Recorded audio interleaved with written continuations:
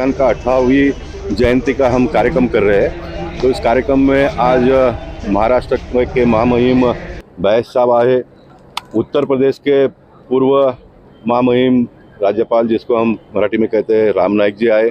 और आज खुशी और गर्व की बात इसलिए भी कि संसद भवन का उद्घाटन आज हमारे देश के प्रधानमंत्री नरेंद्र मोदी जी ने वीर सावरकर जयंती के उपलक्ष्य में करके, मैं मानता हूं कि बहुत बड़ा एक मैसेज हमारे देशवासियों को दिया है।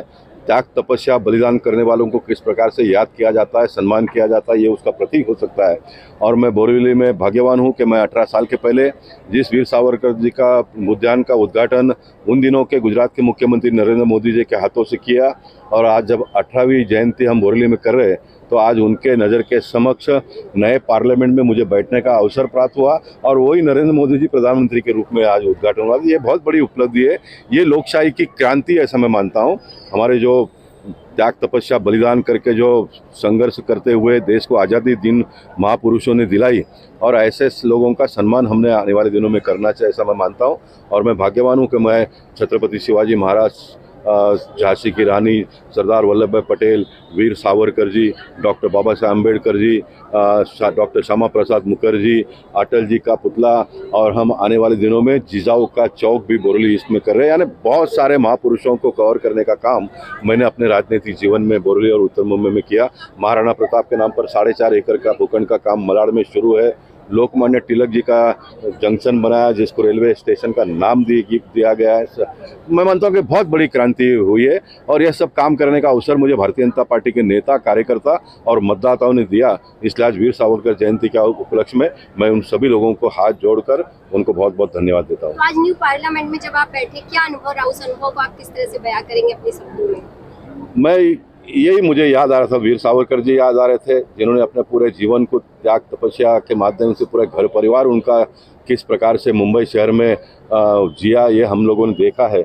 और ऐसे लोगों ने इस देश के लिए कुर्बानी दी, इसलिए मेरे जैसा एक सामान्य घर परिवार का कार्यकर्ता नए संसद भवन में जाकर बैठा। जो जूने संसद में हम बैठते तो ब्रिटिश काल में 1957 में उसका उद्घाटन हुआ था, ब्रिटिशों ने बनाया था। और आज मैं नए संसद भवन में बैठा जिससे मेरे देश के प्रधानमंत्री ने भूमि पूजन किया, मेरे देश के प्रधानमंत्री ने जिसका उद्घाटन किया, और वो प्रधानमंत्री जिसका सिर्फ देश में ही बोलबाला नहीं तो पूरे दुनिया में बोलबाला है। तो मैं अपने आप को बहुत ही गर्वान्वित महसूस कर रहा था आज पार्लियामेंट में बैठते। सांसद जी ने इसका विरोध किया है, इस विरोध को लेकर आप क्या कहेंगे? उसके बारे में बहुत सारी अभी डिबेट चल रही है। जो आज नहीं आ पाए, जिन्होंने बहिष्कार किया, वो पछताएंगे, अपना जीवन भर पछताएंगे, क्योंकि एक सुनहरा मौका था। अपने देश में, अपने देश के माध्यम से बना हुआ पार्लियामेंट का उद्घाटन करने का अवसर आज उन्होंने खोया। उनके बच्चे, उनके वो भी पीढ़ी आने वाले दिनों में आएगी।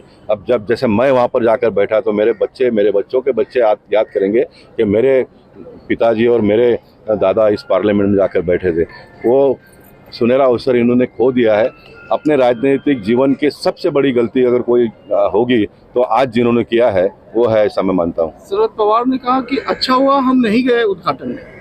देखिए, वो अच्छे अवसर पर ऐसा किसी का नाम लेकर टीका टिप्पणी करना मेरा स्वभाव नहीं रहा है।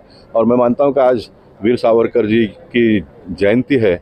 वीर सावरकर जी ने जिस प्रकार से अपने देश के लिए कुर्बानी की है, मन मार कर, परिवार के सुख चैन को उन्होंने गंवाकर इतना बड़ा क्रांति किया अपने देश में। और ऐसे समय पे छोटी छोटी बातों को लेकर एक देश का पार्लियामेंट का उद्घाटन में कोई बहिष्कार डालता है क्या? नहीं डालना चाहिए। लेकिन ये भी है कि देश के पार्लियामेंट में अगर राष्ट्रपति उद्घाटन करती तो कुछ और बात होती, इस तरह की भी बातें आई। देखिए, वो टेक्निकल बातें जो है उसके बारे में बड़े लोग बात करेंगे, उसके बारे में हमने चर्चा करने की, चिंता करने की कोई आवश्यकता नहीं है।